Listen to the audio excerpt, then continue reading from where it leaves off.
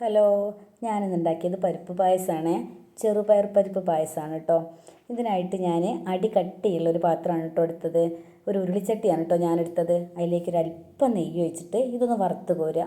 ചെറിയൊരു കളർ മാറുന്നത് വരെ വറുത്താൽ മതിയേ. അത്രയും സമയം ഇതൊന്ന് വറുത്തിട്ട് കോരുക. ശേഷം ഞാൻ 1.5 തേങ്ങേൻ്റെ പാലാണ് കേട്ടോ എടുത്തത്. ഇത് 3 പാലാക്കി മാറ്റിയിട്ടുണ്ട്. ഇത് ലാസ്റ്റത്തെ പാലാണ് കേട്ടോ. ഞാൻ കുക്കറിൽ ലാസ്റ്റത്തെ പാൽ 3ാമത്തെ പാൽ ഒഴിച്ചതിന് ശേഷം 1ഉം 2ഉം ഞാൻ മാറ്റി വെച്ചിട്ടുണ്ട്. ഈ 3ാമത്തെ പാലിൽ ഞാൻ ഈ വറുത്ത് വെച്ചത് പരിപ്പ് കഴുകിയതിന് ശേഷം ഇതിൽ 2 വിസിലൊന്ന് വേവിക്കുന്നുണ്ട്. ഇത് വേഗം വേവാൻ വേണ്ടിയാണ് കേട്ടോ ഞാൻ കുക്കറിൽ വെച്ച് വേഗം വേവിച്ചത്.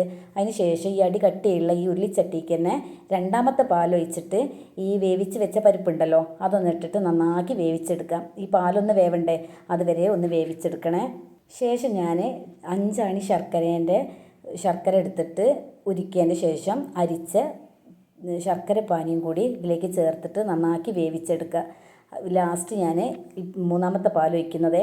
3ാമത്തെ പാൽ ഒഴിച്ചതിന് ശേഷം ഇത് തിളക്കരുത്. സ്റ്റവ് ഓഫാക്കിയിട്ട് ഒഴിച്ചാലും കുഴപ്പമൊന്നുമില്ല.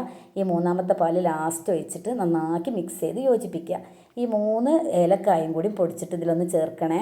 ലാസ്റ്റ് സ്റ്റവൊക്കെ ഓഫാക്കിയതിന് ശേഷം ഞാൻ നെയ്യ് ഒഴിച്ചിട്ട് ഇതൊന്ന് വറുത്തും കൂടി ഇടുന്നുണ്ട്. അണ്ടിപ്പരിപ്പ് മുന്തിരിയും കൂടി വറുത്തും കൂടിയും ചേർക്കുക. അപ്പോൾ ഇതിന് ശേഷം നമുക്കിത് നന്നാക്കി യോജിപ്പിച്ചിട്ട് നമുക്ക് ഉപയോഗിക്കുക. നല്ലൊരു പായസമാണ് കേട്ടോ. എല്ലാവരും ഒന്ന് ഉണ്ടാക്കി നോക്കണേ.